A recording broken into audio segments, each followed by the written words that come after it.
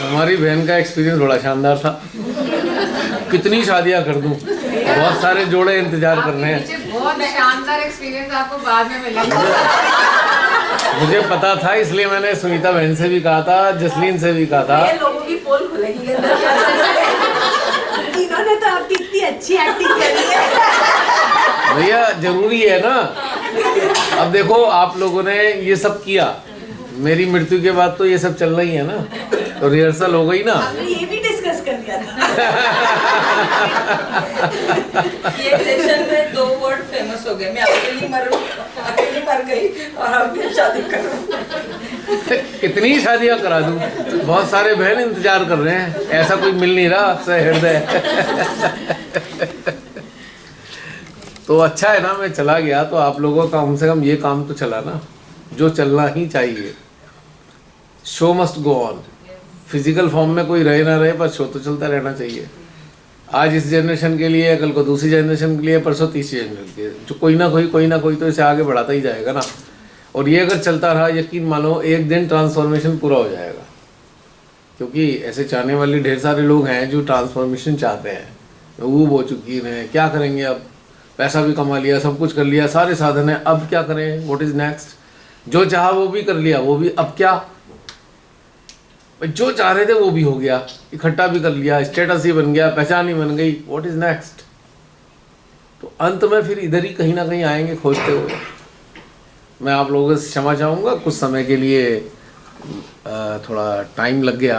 यहाँ फाटक है ना, यहाँ पे बहुत टाइम लग गया। उसमें रेलवे स्टेशन है ना, वो है ना क्रॉसिंग, और फिर छोटी छोटी जगह में को जाके पता नहीं कहाँ घूम फिर के पहुँच गए। यानी वे आते हुए तो हाईवे से मिला, लेकिन जाते हुए तो उसने जीपीएस ने दूसरा रास्ता दिखाया। और मुझे इस बात का अफसोस था ही नहीं, मुझे पता था मेरे पीछे आप लोग कुछ ना कुछ करते रहोगे। स्पेशली मैंने जसलीन से कहा भी था, शायद सुनीता बहन से भी मैंने कहा था कि भाई ऐसे बता दो। फिर जसलीन का फ़ोन आया तो मैंने उसको कहा भैया रिकॉर्डिंग शुरू करो, क्योंकि कोई चीज़ मिस नहीं होनी चाहिए। आप लोग जिस चीज़ के लिए आए हैं, मेरा होना ना होना क्या महत्व रखता है, आप लोगों का होना महत्व रखता है। तो आपस का इंटरेक्शन ऑन रिकॉर्ड होना चाहिए। और वो सब बाकी जब पब्लिश होगा ये सारी चीज़ें, तो एक जो वास्तव में लोग चाहते हैं ऐसा, उनके सामने एक आइडिया भी आएगा कि ऐसा नहीं है, ये वन मैन शो नहीं है, एक कलेक्टिव शो है। कोई भी आगे चलाएगा, कैसे भी चलाएगा।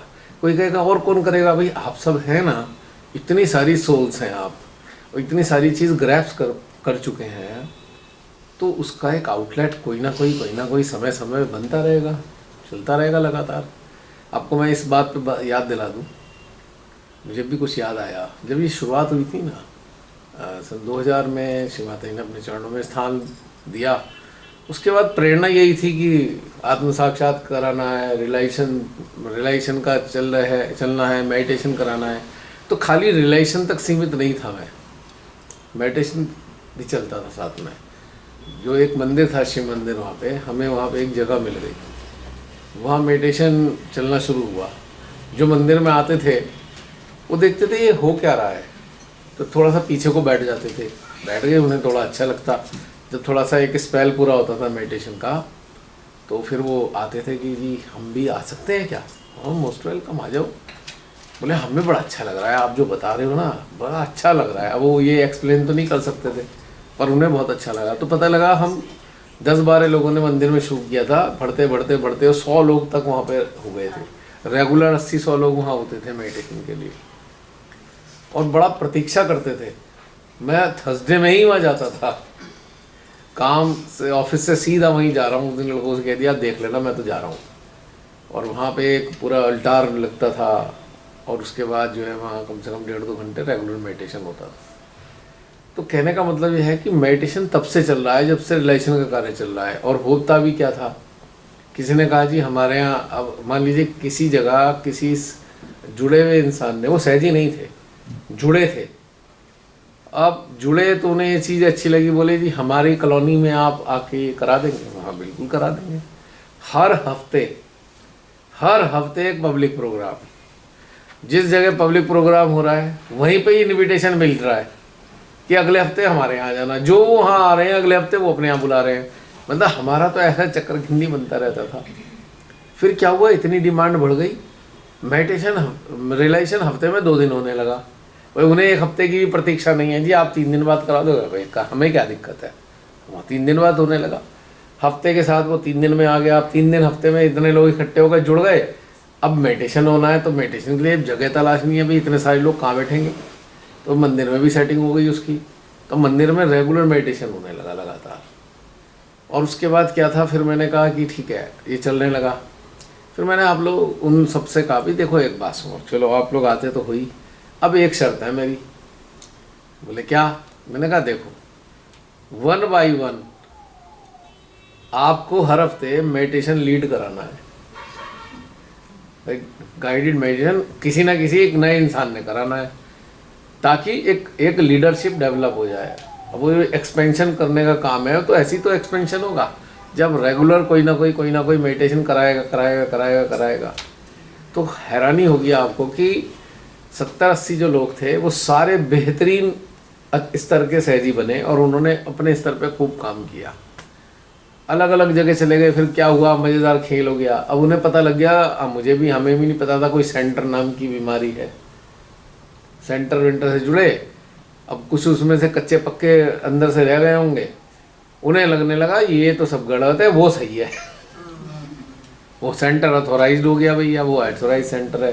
तो बहुत से लोग उधर शिफ्ट हो गए, बहुत से लोग सोचने लगे कि ये सही है कि गलत है।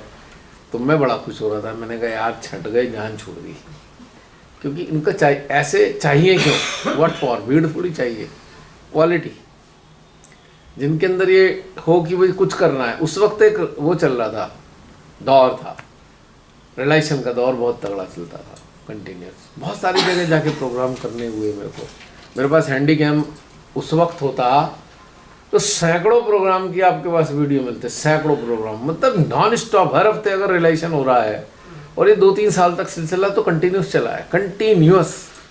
एक बार मैंने बताया था ना कि भाई जो लोग जुड़ गए, श्री माता जी का पब्लिक प्रोग्राम होना था नेहरू स्टेडियम में, तो हमारी 3 बसें, इतने लोग थे कि 3 बस भर के हम लोग वहाँ पहुँचे। वहाँ जब पहुँचे तो वहाँ लिखा हुआ है मेरठ, तो एक बस आई, वहाँ के लोग उतरे, बोले जी उस पर भी मेरठ लिखा है, नई बस चौथी आई। तो हमने कहा भाई मेरठ से मतलब कैसे है, हम तो सेंटर से हैं। मैंने कहा सेंटर, कौन से सेंटर से? मेरठ सेंटर से।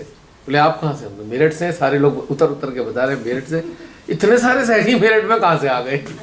3 बस भर के मेरठ के सहजी पहुँचे और एक बस सेंटर की थी, और उससे बहुत मज़ा आया था उस वक्त।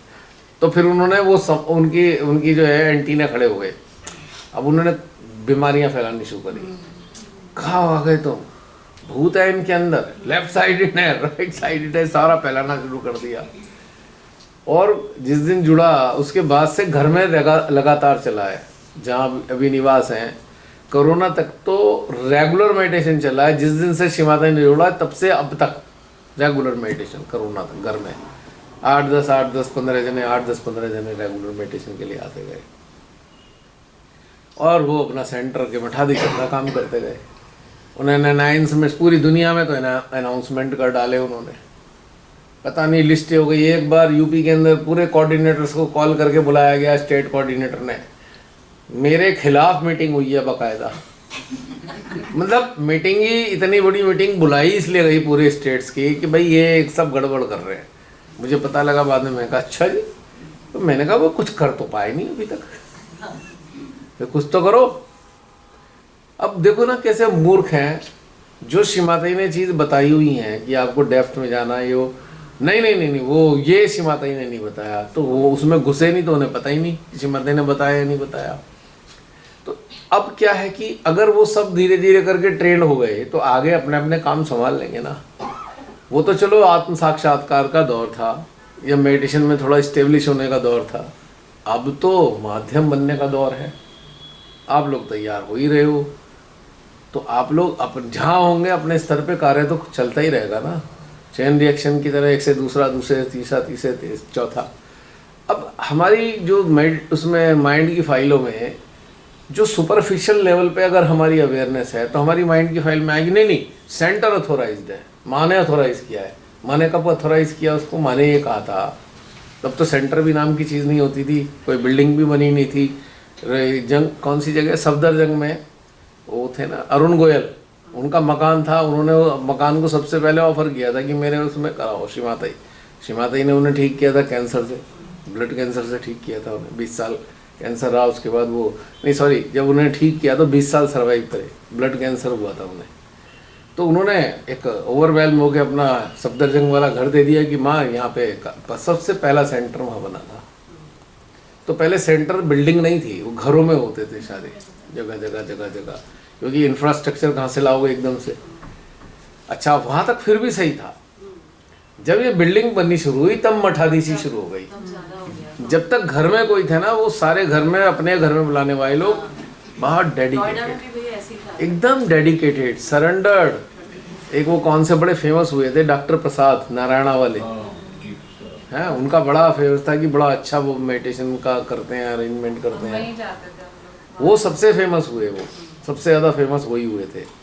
और उनके खिलाफ एक भी शब्द कोई कह नहीं पाया था। मुझे याद आ रहा है एक बार मैं गया था वहाँ उनके यहाँ भी, हालांकि तरीका उनका वही था लेकिन बहुत एक साइलेंट अप्रोच थी उनकी, सरल और साइलेंट अप्रोच। फॉलोइंग वही थी, जो टेक्निकलिटी है, जो सेंटर ये है सब वही, लेकिन एक आदमी का पर्सनालिटी होता है, एक साइलेंस होता है उसके अंदर, तो वो स्प्रेड होता था। तो मेरा कहने का मतलब ये हुआ है कि ये अगर तैयारी नहीं होगी तो इसका एक्सपेंशन नहीं होगा। अगर ये हम सब लोग मिलके तैयार नए नए जो चाहने वाले लोग हैं, जो इवॉल्व होना चाहते हैं, अगर नहीं मिलेंगे तो ये एक्सपेंशन नहीं होगा और उसके बाद हमारी स्थिति विश्व की खराब है ही। तो इसको कंटिन्यू करना चाहिए, जैसे आज आप लोगों ने किया, तो ये चलता रहना चाहिए, बंद नहीं होना चाहिए। ये नहीं कि भाई को इंतज़ार हो रही है कि अब हम सब बैठे हुए हैं, वेट नहीं होना चाहिए। सुबह भी अगर आप लोग वेट कर रहे थे तो आप लोगों ने गलत काम किया है। आप आते 7 बजे का टाइम था, ब्रेकफास्ट करते और यहाँ पे कोई भी शुरू कर देते शेयरिंग वेयरिंग। वही 2 दिन की इतनी सारी चीज़ें आई हैं तो शेयरिंग तो करनी चाहिए ना। आगे के लिए बता रहा हूँ, वेट नहीं होनी चाहिए। चैतन्य किसी की प्रतीक्षा नहीं करता और श्रीमाता कार्य भी प्रतीक्षा नहीं करते। तो इसलिए हमें एक कॉन्सेप्ट समझना चाहिए कि प्रतीक्षा नहीं होनी चाहिए, हर जगह जारी रहनी चाहिए चीज़। और अच्छा लगा कि आप लोग इस चीज़ में रहे। देखूंगा क्या क्या बोला है।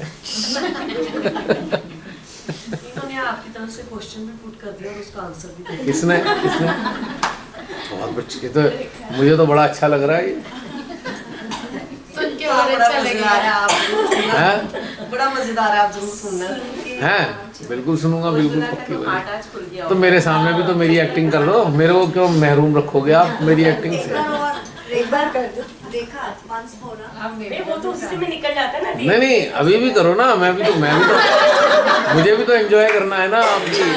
आपके पास आपने ये चीज़ किया तो I will also release that. वो रिकॉर्डेड है ना भैया। अरे कोई बात नहीं, वो तो अलग चीज़ है। आज अभी तो कर दो। बी स्पॉन्टेनियस, एक अच्छा एक्टर स्पॉन्टेनियस होता है। और क्या, ग्लास पकड़ लूं मैं? कर दीजिए, बड़ा अच्छा लगेगा।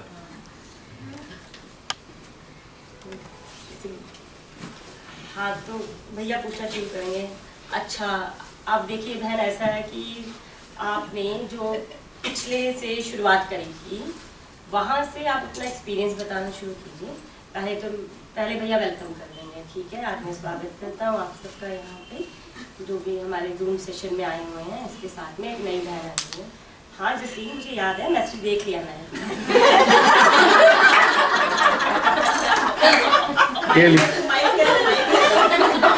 माइक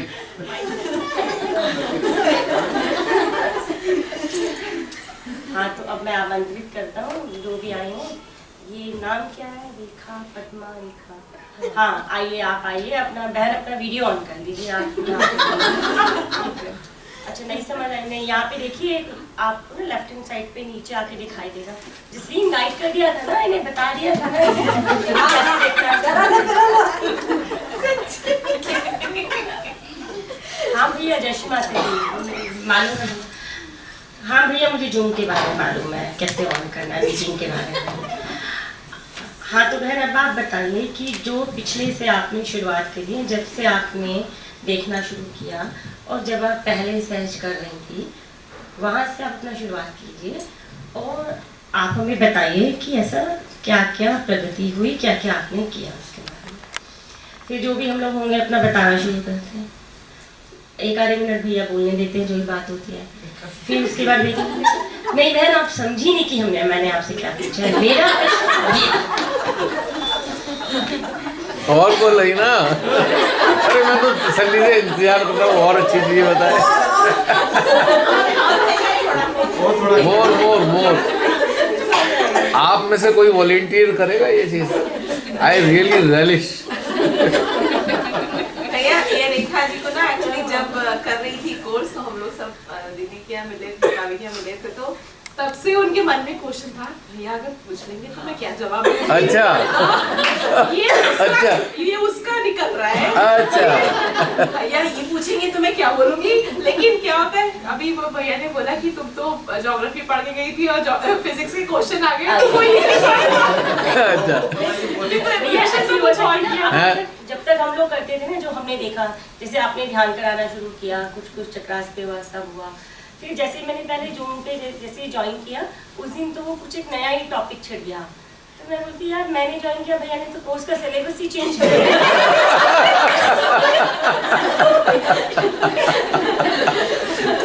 ये हाँ, 2-3 सेशन के बाद में फिर वो ऐसे जैसे स्ट्रीम लाइन में आना शुरू हो गए थे, पर एक आधे के बीच में भी वो होती है। और भैया हम ना जो हम लोग यूट्यूबर्स होते हैं, जो पहली बारी जैसे सुन करके आए हुए होते हैं, तो उसके बाद में ये क्वेश्चन ना भैया काफ़ी लोगों का है। जैसे अभी 2-3 लोग और कंटिन्यूएशन में हैं जो कर रहे हैं, तो भैया इस बात को लेकर के ना बहुत हम लोग घबरा रहे होते हैं कि क्या बोलेंगे, कैसे बोलेंगे। कई लोग ये क्वेश्चन ज्वाइन कर रहे हैं कि जो है इंटरव्यू होगा भैया, हाँ मतलब उन सभी के लिए बताना चाहूंगी कि ऐसे होता कुछ नहीं है, अपने आप ही निकलना शुरू हो जाता है। और भैया the moment mic comes and you are in front, तो आप एक अलग ही पर्सनालिटी हो जाते हो, कुछ वो होते नहीं हो जो आप होते हो, वो एकदम से ना फ्लो में निकलना शुरू हो जाता है। इन्होंने क्वेश्चन की स्क्रिप्ट भी बनाई थी कि ये बोलो सोचा था पर आपने वो क्वेश्चन ही नहीं पूछा। याद ही नहीं रहा, वो जो मैंने तैयारी की थी वो तो मुझे याद नहीं रहा, मैंने कुछ और बोल दिया। तैयारी करके आई। हाँ बहन अब कुछ बोल रहा है, जसलीन अभी बीच में इंटरप्ट मत करना जी। भैया हो गया बस। और मुझे बहुत आनंद आ रहा है इस बात में। कोई और वॉलंटियर करेगा? मेरे जो तरीका है बातचीत करने का उसको आप मेरे सामने दिखाएं। Be my mirror so that I should know कि हाउ आई लुक लाइक। है कोई करेगा? भैया सब में स्किल नहीं होता। आप में तो है। मेरी तो खुद नकल मेरे बच्चे उतार ये पता चलता है बहुत अच्छा है। कब होता है ना, पापा और बेटे एक हो जाते हैं। वो क्या होता है ना, बेडरूम का सीन होता है, तीनों बेटे मतलब दोनों बेटे और उनके पापा एक साथ होते। वो बोलते मराठी, आता बघ कशी येईल ती। मैं दरवाजा ढकलती हूँ और मैं चिल्लाने लगती हूँ, ये सामान किधर बिख रहा है। मैंने बोला और तीनों एक साथ हंसने लगते हैं। तो कि उन्होंने सोच रखा था ये आने पे इसका रिएक्शन ऐसे होगा जब कमरा फैला होगा। वो रूटीन है ना, पता लगता है नहीं डेली। मतलब उस समय मम्मी की नकल करने के टाइम सब लोग एक हो जाते, पापा और बेटे। बहुत बढ़िया। देखिए ये एक लाइफ है और ये लाइवली लाइफ है जो आप लोग अब जीने लग रहे हो। बताइए कहाँ इसमें दुख, तकलीफ, सोचें, डिप्रेशन, एग्रेशन की कोई जगह है? Is there anything?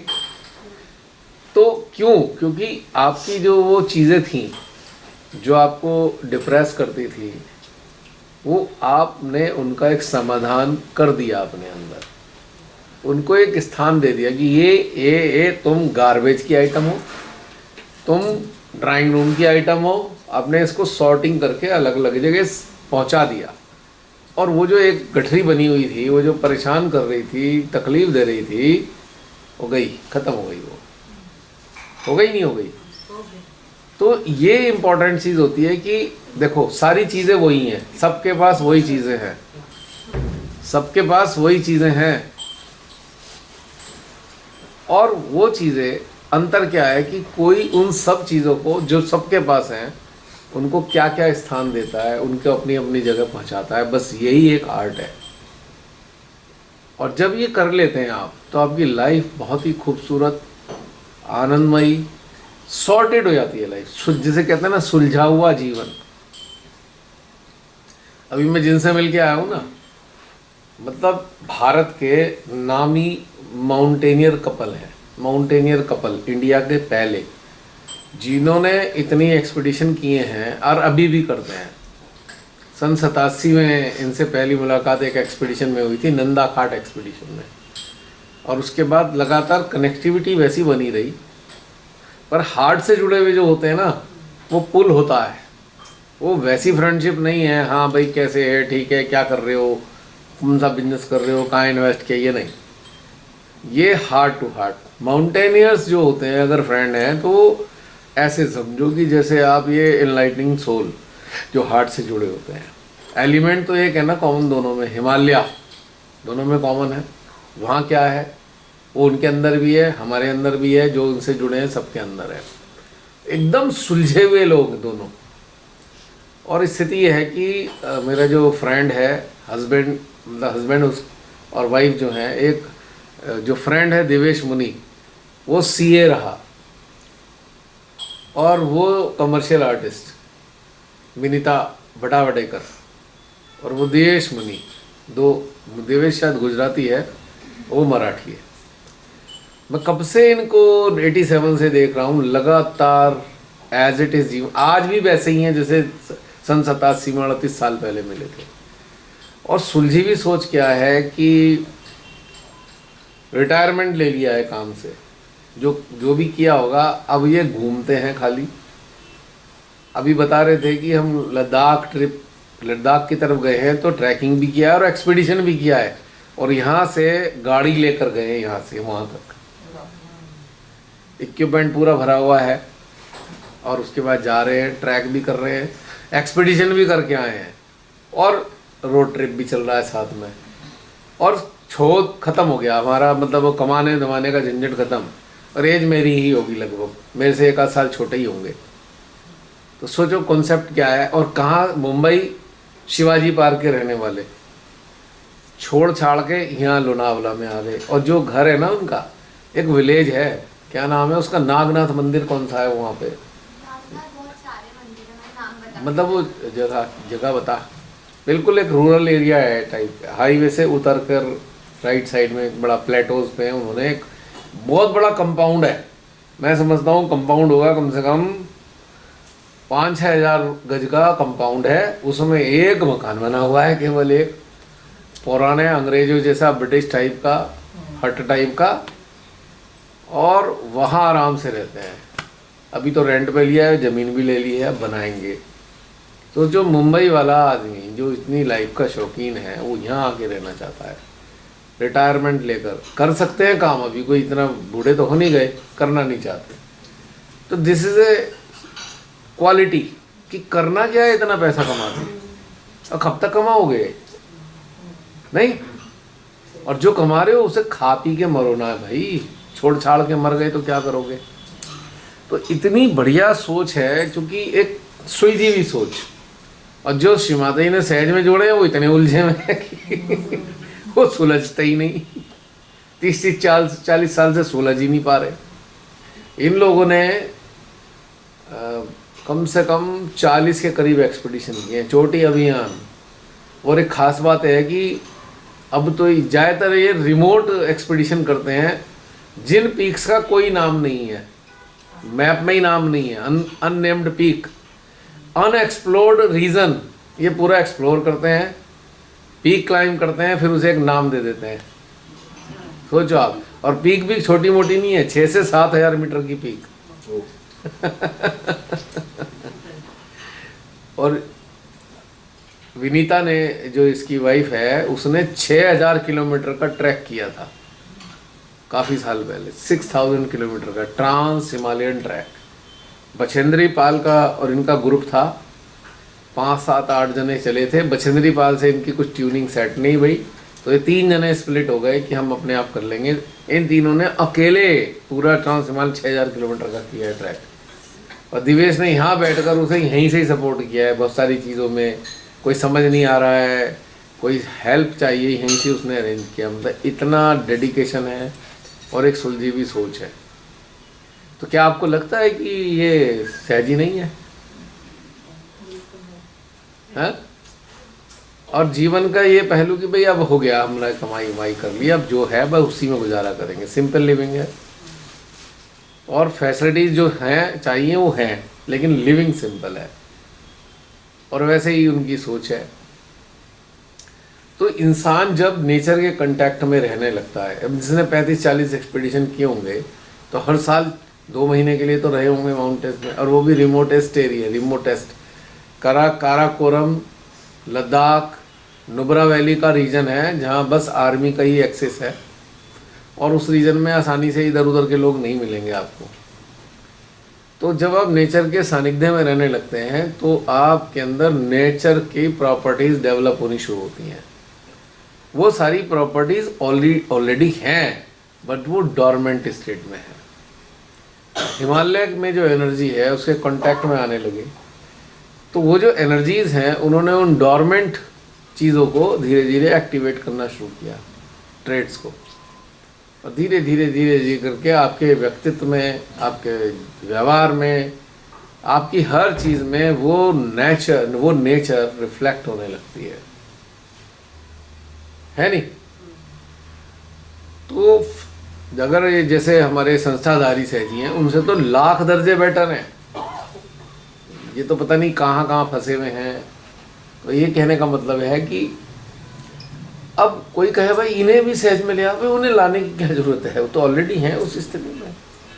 अब जब इतने क्लियर है तो अगर उनके अंदर इच्छा जागेगी तो अपने आप ही अंदर खोज लेंगे, नहीं?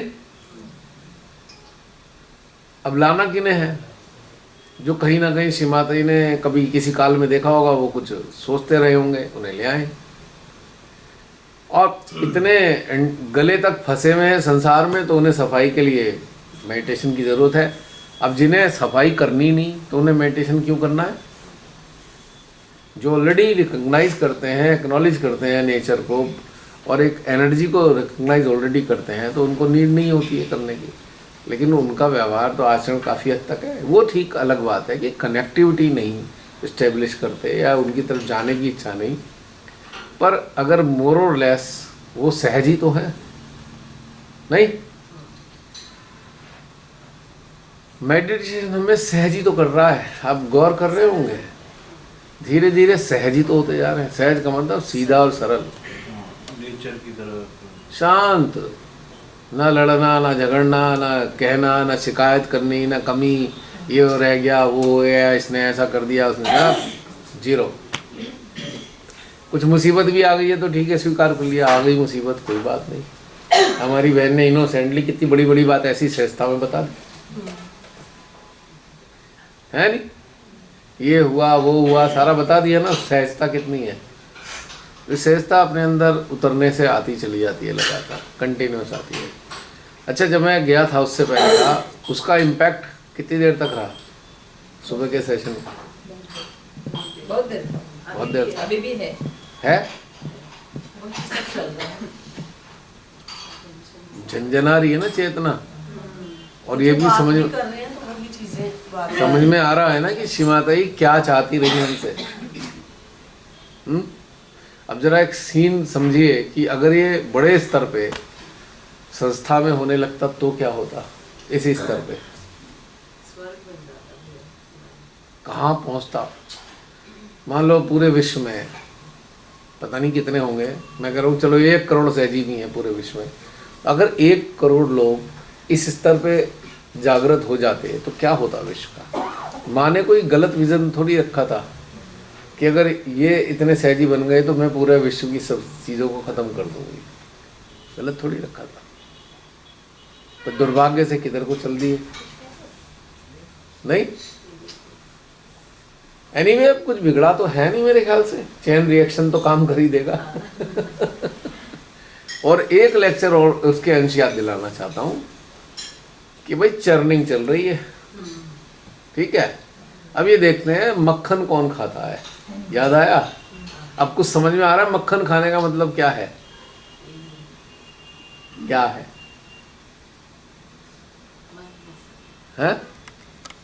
मनमुक्त होके जो माँ का काम है उसमें मक्खन का सीधा मतलब ये है कि उस डेप्थ को कौन छुएगा जो मेरा माध्यम बन जाए। मक्खन तो वही खाएगा ना, है? क्या बोला? श्री कृष्ण ने पूरा महामानव मक्खन खाया। श्री कृष्ण ने मक्खन खाया? हाँ हाँ, उन्होंने तो खाया ही है। ये भी है ना, इसीलिए हम नहीं है श्री कृष्णा। हम नहीं है, लेकिन चाय वैसे लगता है आ गई है, पी ले पहले। अब लोग का 1 घंटा तो हो ही गया होगा बैठे। कितने बजे बैठे थे यहाँ? 2 बजे में पूनम दीदी सो गई? नहीं, देखो फिर लटकना मत रात को ऐसे। मुझे कष्ट होने लगना, मैं कहा दीदी को उठा के लिटा दूं। आफ्टरनून में मेरे को अदरवाइज ऑल्सो मेरे को सोने की आदत ही नहीं है, इसलिए मैं बहुत फ्रेश रही। रात का मेरे को पता नहीं है। पता भी नहीं। रात को ऐसे ना हो। चाय पी लीजिए, फिर शुरू करते हैं। पोस्ट टी सेशन की शुरुआत होने जा रही है। समस्त चेतनाएं तैयार हो जाएं अपने अपने अनुभवों को बयान करने के लिए। अब ये लास्ट डे है, अभी भी किसी किसी के हैं, वो कल चल रहा था सिलसिला तो कुछ रह गया था, बहुत सारे लोगों का रह गया है ना? तो किस किस का हो गया? जसलीन ये जरा बताओ, तुमने शूट किया होगा। मीनाक्षी ने तो कटरा वाला नहीं शेयर किया था, उज्ज्वला का हो गया। बस उज्ज्वला ही अनुभव और इन्होंने कटरा वाला कुछ ऐसे शेयर नहीं किया। हम कटरे वाले की शेयर की बात ही क्या कर रहे हैं, हम तो पिछले 6 महीने की बात कर रहे हैं। अच्छा, बस 2 ही लोग हैं। प्रतिमा दीदी का भी हो गया। इनका बहुत अच्छा है। किनका? प्रतिमा दीदी का भी बहुत अच्छा है। अच्छा, चलो अच्छा है। मुझे बुरा बनना है। बुरा बनना है। कहने में बहुत अच्छा बनती हूँ, अब मैं कुछ चेंज करना मैं बुरा बनती हूँ। फिर कटरा के बाद इन्होंने ये डिसाइड करना कि कटरा उल्टा जवाब देंगे सबको। हाँ, अभी आते हैं, अभी आते हैं। बस यही और तो नहीं कोई बात। हाँ, पहले सुनीता दीदी उन्हीं पे ही आ रहा हूँ मैं। हमारी होस्ट, वंडरफुल होस्ट। चलिए सुनीता बहन। जय श्री माता जी सभी को। कटरा के बाद वाली जो मेरी जर्नी थी was not up to the mark, मतलब जैसी ग्रोथ होनी चाहिए थी वैसी नहीं हुई। कोई चीज़ें मतलब कोई बात मतलब स्टार्टिंग में तो ठीक रहा, लेकिन कुछ टाइम के बाद ऐसा लगने लगा कुछ मिसिंग है। वो जॉय नहीं था अंदर, बिल्कुल भी नहीं। क्या मिसिंग है? सब कुछ वैसा ही था, घर पे भी वैसा, सब ऐसा, कुछ चेंज नहीं हुआ, लेकिन कुछ तो मिसिंग था। और जैसे जैसे टाइम जाता गया तो जैसे बहुत डीपली मेरे को ऐसा लगता था अंदर कुछ है जो मेरे को परेशान कर रहा है। फिर जैसे कल पूजा बता रही थी, किसी के मुझे ये नहीं मालूम था कि किसका रिफ्लेक्शन आ रहा है या क्या हो रहा है, वो मेरे समझ में नहीं आया। पर कल जैसे इसने शेयर किया उसमें से ऐसे कुछ पॉइंट समझ में आए कि वो ऐसा कुछ था जो किसी और का आ रहा था मेरे ऊपर, बट मुझे लगता था कि मेरा ही है। तो ऐसे बार बार वॉमिटिंग जैसा होना, अनईजी होना, तो हर एक चीज़ हेल्थ से रिलेटेड हो जाती थी। और फिर मतलब वो जॉय था ही नहीं। जूम भी अटेंड कर रही थी, करने के लिए कर रही थी, but I was not there. कुछ था जो मुझे परेशान करते रहता था, क्या I was not able to understand anything. फिर टाइम निकलते गया, पर हाँ ये है कि कहीं ना कहीं था कि कुछ बातें ऐसी है या कुछ है जो मेरे अंदर से अभी तक निकलना बाकी है, जो मुझे परेशान कर रही है। कितनी बार तो ऐसा होता था मैं ध्यान भी नहीं करती थी, मतलब वो इतना अप डाउन था। फिर समझ नहीं पाई मैं कंफ्यूज रहने लग गई। फिर मैं पूछती भी थी, जैसे गीता जी को पूछती थी कि ऐसा क्या है ये, तो फिर तो भी मेरे को आंसर नहीं मिला। पर कल जब शेयरिंग हुई तो इसका आंसर मिला कि वो किसी और का आता था, इसलिए मेरे को तकलीफ होती है। दूसरा अभी ग्रोथ बाकी है, अभी मेरे को मेहनत बहुत करनी है। आई हैव टू मतलब बहुत ज़्यादा काम करना है, क्योंकि अगर माँ का वॉरियर बनना है तो हमें उस लायक होना होगा, तभी बन सकते हैं। ऐसे इमोशन वाइज या अटैचमेंट्स वाइज देखो तो वहाँ इतनी चीज़ें नहीं आती है, जो स्ट्रगल मेरी खुद से है वो ज़्यादा है। बाकी ये सब तो जैसा है वैसा ही चल रहा है सारा, कुछ भी चेंज नहीं हुआ है। और ये मेरी जो अंदर का है उसको देखना ज़रूरी है। मतलब वहाँ जो घर जहाँ रहते हैं वहाँ पे भी मेरे को नहीं अच्छा लग रहा है, कुछ भी अच्छा नहीं लगता। ओके। खाना भी अच्छा नहीं लगता है। I don't know why. तो everyone is surprised कि क्या हो गया है, क्या हो गया है। मतलब डेली रूटीन का जो चलता है वो भी नहीं अच्छा लग रहा है। अच्छा। इतनी अच्छी ग्रोथ नहीं होती।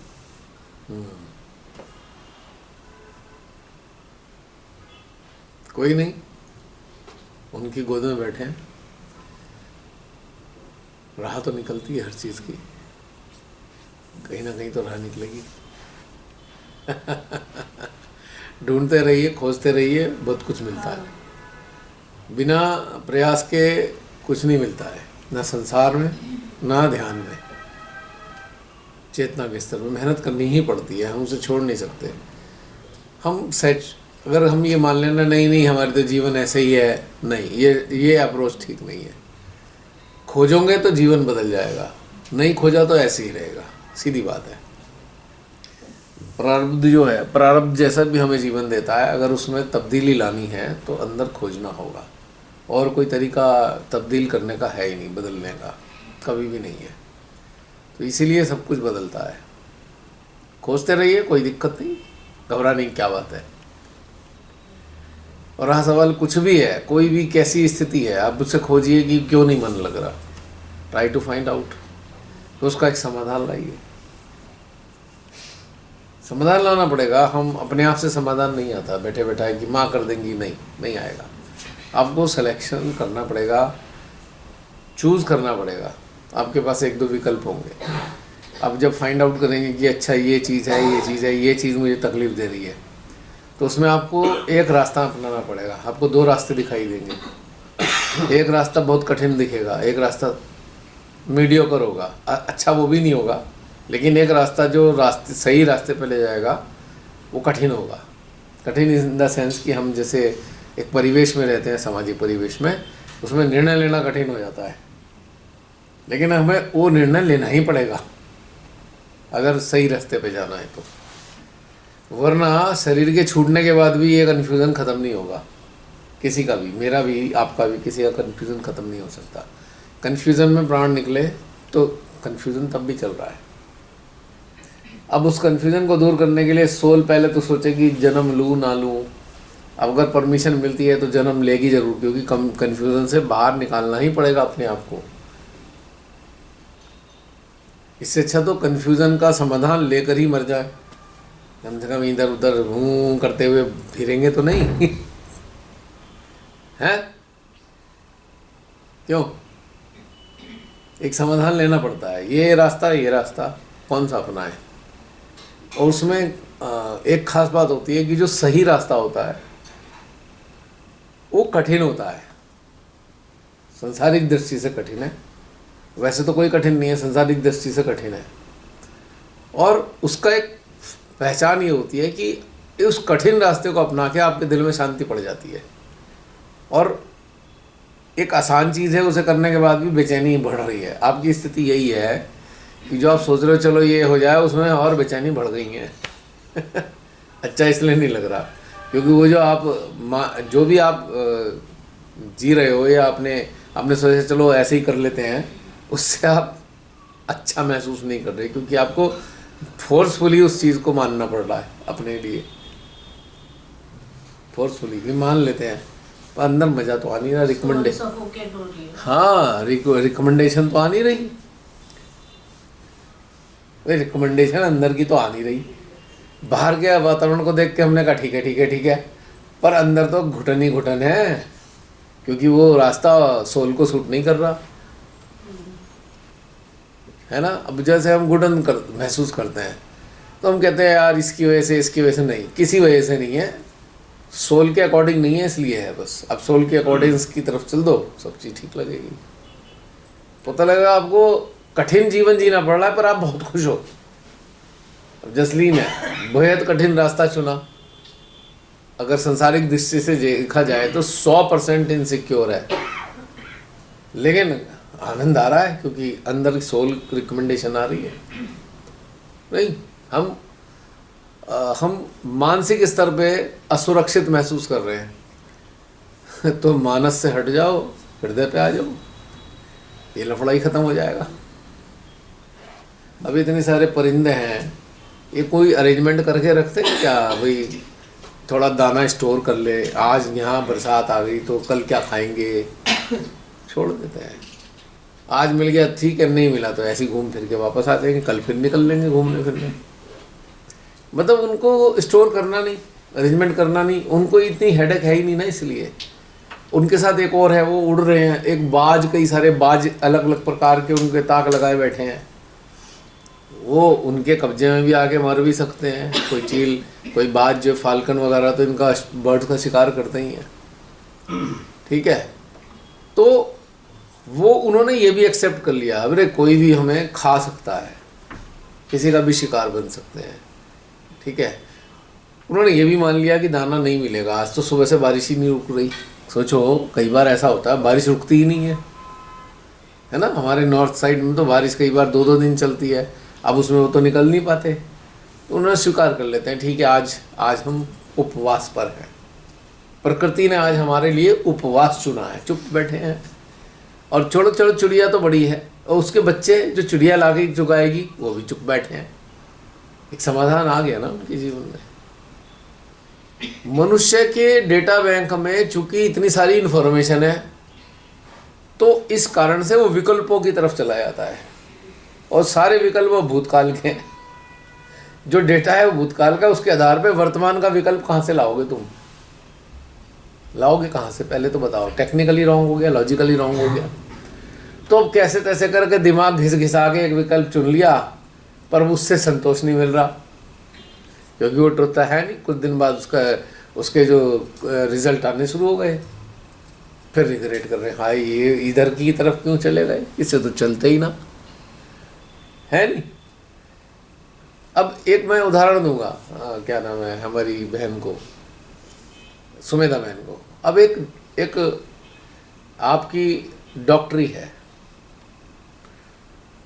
शोध हुआ, कोई शोध किया, नई चीज़ आई, पहले उस पर शोध हुआ, फिर एक नई चीज़ लॉन्च हुई, वो प्रैक्टिस में आ गई, ठीक है।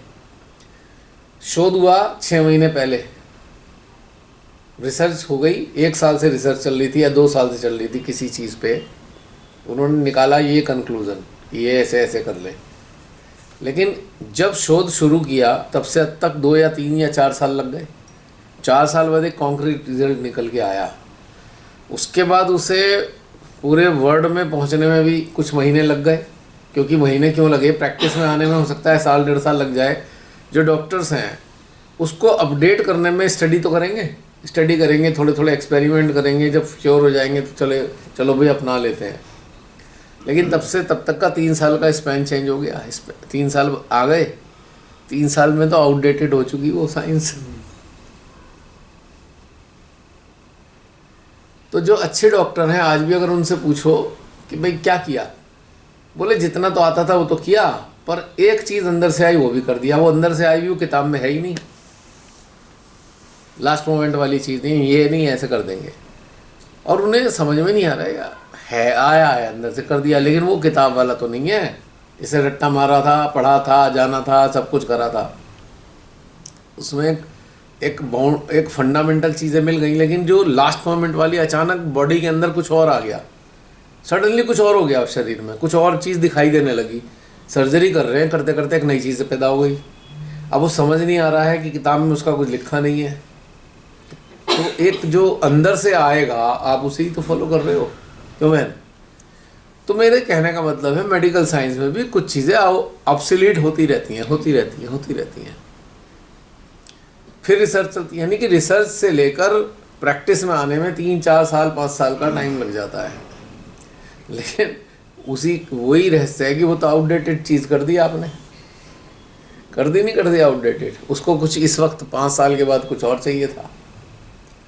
कुछ पैरामीटर तो बायोलॉजिकल लेवल पे देखेंगे तो सदा सनातन है, रिसर्च पहले हुई है, ये नड़ यहाँ की है, नसें फलाना ढिमाका। लेकिन सडन जो ट्रॉमा आ जाता है, कोई नया एक चीज़ खड़ी हो गई तैयार, पता लगा ओपन हार्ट सर्जरी करनी थी इंटेस्टाइन की, खोलने देखा गाल ब्लैडर में तो कुछ और पड़ा हुआ है, या कहीं और पैनक्रियाज में भी कुछ निकला है। वो इंटेस्टाइन करें कि गाल ब्लैडर करें कि पैनक्रियाज करें, मैं तो एक उदाहरण दे रहा हूँ खाली। अब उसके लिए उन्हें ये समझ में नहीं आ रहा, जिस लाइन को कट मारा है वो तो थी इंटेस्टाइन के लिए, अब क्या क्या और कट कर दें, लिटरली और क्या काटें। इसीलिए हम लोग ऐसा ही काटते हैं कि ऊपर और नीचे किया जा सके। तो मेरा कहने का मतलब है कि अंततः डॉक्टर्स को भी एक ऐसे डिसीजन लेने होते हैं जो कहीं प्रेस्क्राइब लिखे हुए ही नहीं है, और जो अच्छे हृदय वाले हैं उनको वो मिल जाते हैं, जो गड़बड़ वाले हैं वो बेचारे पेशेंट मर जाते हैं। क्योंकि उन्होंने आउटडेटेड, अब पेशेंट के अंदर एक नई ऐसी चीज़ आ गई जिसका किसी को नहीं पता क्या हुआ, ठीक। अब उसका कोई स्टडी तो है नहीं, कोई प्रोसीजर का भी नहीं पता क्या करना है, तो लास्ट मोमेंट पे अंदर से जो आएगा वो डॉक्टर वो करता है। उससे अगर पूछो ना क्या क्या किया तो शायद बहुत सी चीज़ें बताए ना, क्योंकि वो अगर किताब से मैच नहीं करी तो उसमें पेनल्टी लग जाएगी। मेडिकल एसोसिएशन में पेनलाइज कर देगी। अभी 2 हफ्ते पहले की बात है भैया, हमारे एक सीनियर ने मुझे बुलाया, एक बहुत कॉम्प्लिकेटेड सर्जरी करनी थी। तो जो हार्ट से जो 2 मेन आर्टरी और वेन्स जाती है ना, एओर्टा और इंफीरियर वेन जो है, उसके ऊपर इसमें कुछ ट्यूमर हो गया था, उसको हटाना था। तो वो अगर नस फटती है तो हम छप्पर फाड़ के सीधे सीलिंग में ब्लड जाता है। अच्छा, हार्ट का ही प्रेशर है, काम कर रहे हैं तो वो डायरेक्ट प्रेशर से, और फिर उसके ऊपर काम कर रहे थे तो लग रहा था अच्छे से हो जाएगा। और मैं पहले से ही बोल रही हूँ कि जो स्टिच लगता है उसमें अगर फट गया तो कि सिस्टर प्रोटीन 40 है, निकाल के रख दीजिए, ये निकाल के रख दीजिए, वो निकाल के रख दीजिए। और मेरे कलीग को मेरे बोलने से बहुत डर लगता है, बोले ये बोल रही है जरूर कुछ ना कुछ कांड हो जाएगा। तो फिर वो बोले क्यों रखवाने लो, क्या क्या जरूरत है, बोले नहीं रख लेना चाहिए, ये होगा। और मैं बोल रही हूँ कि थोड़ा देख लीजिए यहाँ पे कुछ ठीक नहीं लग रहा है। वो पूरे कॉन्फिडेंस में कर रहे थे, करते करते ऐसा फव्वारा छूटा कि हम लोग पूरा नहा गए दोनों और ब्लड पूरा ऊपर। तो मैंने तुरंत वहाँ पे फिंगर रखा, पर क्योंकि सब चीज़ रेडी था तो वो मैनेज हो गया। उसका वो पाइप फट गया, सलामत घर चला गया। होता है, इसीलिए डॉक्टर आ जाता है कि हाँ मतलब इसमें कुछ हो, इसीलिए डॉक्टर एक्सीडेंटल फॉर्म भरवा लेते हैं। भैया जिम्मेदारी नहीं, करते रहे, अच्छी भावना से कर रहे हैं, कुछ हो जाए हम क्या करें, साइंस ऐसी है, ये इसकी लिमिटेशन है अपनी। तो मैं तो कह रहा हूँ सडनली कोई चीज़ राइज हो जाती है और उसमें हम आउटडेटेड नॉलेज का इस्तेमाल कर रहे हैं तो पेशेंट तो मरे ही मरे। तो इसीलिए मैं सर्जरीज के अगेंस्ट हूँ। आई एम सॉरी, कुछ केसेस में ज़रूरी होती है अगर सर्वाइवल चाहिए, मैं ये नहीं कह रहा। जैसे गॉल ब्लैडर में फट गया, टॉक्सिन्स रिलीज पूरी बॉडी में हो गए, अब आपको तो करना तो पड़ेगा कुछ ना कुछ, भाई काटना भी पड़ेगा, डिटॉक्स भी करना पड़ेगा, कुछ करना पड़ेगा। लेकिन मैं एक बात कह रहा हूँ, अगर हमारी ऐसी चीज़ें हैं तो उसमें बहुत सारे ऐसी चीज़ें हैं, पता नहीं कहाँ से नई चीज़ पैदा हो जाती हैं, क्योंकि human body is very complicated thing. और ब्रेन का तो आपको पता ही कितना कॉम्प्लिकेटेड है। ब्रेन सर्जरीज के सक्सेस रेट कितने मिलते हैं, आप सुना है आपने कभी ब्रेन सर्जरी हुई कुछ सुन? क्योंकि इतना कॉम्प्लिकेटेड है, और अगर कर भी दिए लाइफ तो बच गई, बहुत सारी चीज़ें गायब हो गई। या तो बोल नहीं पा रहा है, या सुन नहीं पा रहा है, या एक साइड खराब हो गई है उसकी, उठ नहीं पा रहा है, फिर काट दिया, अब वो ठीक कैसे होगा, रिवाइव तो होगा नहीं। मतलब ब्रेन का इतना सा हिस्सा कट गया गलती से, अब ठीक करने के लिए काटने वाले ट्यूमर है ब्रेन में, भले ही कैंसर ना हो, कोई ऐसी चीज़ है भाई हटानी पड़ेगी। हमें नहीं पता, मैं कह रहा हूँ हटानी पड़ेगी। मैं चलो भाई निकाल दो, उसके साथ बाकी चीज़ें भी तो कट गई, उसकी वजह से कोई डिफॉर्मिटी तो शरीर में आई गई ना। बहुत बार भैया जैसे एक्सीडेंट होता है है, पेशेंट वेंटिलेटर पे चला गया, ब्रेन में क्लॉट बना हुआ या कुछ हो गया है, अब घर वाले दुविधा में, डॉक्टर बोल रहा है सर्जरी करना है, क्लॉट हटानी है, ये करनी है, क्लॉट तो हटवा देते हैं लोग, लेकिन क्वालिटी ऑफ लाइफ इतना वो तो खत्म है, बहुत सारी चीजें गायब हो जाएंगी। इससे अच्छा छोड़ ही दो पेशेंट को, वो चला ही जाए, ठीक है, फिर जन्म तो ले लेगा ना, दूसरा शरीर तो मिल जाएगा। तो अब ये चीज मैं उस नॉलेज की ही बात कर रहा हूँ जो हमने बाहर से गेन की है। एक डॉक्टर ऐसे हैं जो अपने हृदय से जुड़े हैं, अच्छे हृदय के हैं, तो उन्हें एक फैसिलिटी भगवान दे देते हैं, रास्ता बता देते हैं अंदर से कि चलो पेन उठाया, क्या लिखूं, ये पढ़ा था, ये पढ़ा था, ये पढ़ा था, ये पढ़ा था, केस तो कुछ और नज़र आ रहा है, उस जो पढ़ा था उसके मुताबिक दवाई ये है, पर इसका केस अलग है, अब कौन सी दवाई दूं। बड़ी देर सोचने साधने के बाद अचानक उसके अंदर एक आया है, लिख दो, ये दे दो, एक कॉम्बिनेशन बना के दे दो। वो तुक्का भी नहीं है, अंदर से आ रहा है। कई बार ऐसा होता, अंदर से आया, लिख दो, पढ़ाई के हिसाब से जो भी है, पर वो केस को देख के पढ़ाई का सिस्टम काम नहीं कर रहा है। हालांकि बहुत से कर देते हैं, अब हम क्या करें, हमें तो इतना ही पता है, लेकिन बहुत से अच्छे रुकेंगे नहीं, कुछ अंदर से कुछ और समझ आ रही है। तो अगर कोई साधारण मनुष्य भी हार्ट ओरिएंटेड हो जाए, प्रोफेशन कोई भी हो, तो उससे एक अच्छी चीज़ें ही घटित होंगी। तो बहन, संसार में रहने के लिए भी जब हम हार्ट ओरिएंटेड हो जाते हैं तो घटनाएं अच्छी ही होती हैं। तो अब क्या है कि पूरी दुनिया माइंड ओरिएंटेड है, प्रेशर आप पे आता रहेगा। माइंड ओरिएंटेड लोग सराउंडिंग में हैं, आप पे बहुत प्रेशर आता रहेगा, वो कहते रहेंगे ये करो, वो करो, वो करो, वो करो। उसमें एक झगड़ा अंदर शुरू हो गया, ये तो ऐसा कह रहे हैं, हम मेरे अंदर तो आ नहीं था। तो एक डिसीजन लेना पड़ेगा, वो अप्रिय हो सकता है डिसीजन सराउंडिंग को, पर खुद के लिए तो ठीक ही है नहीं।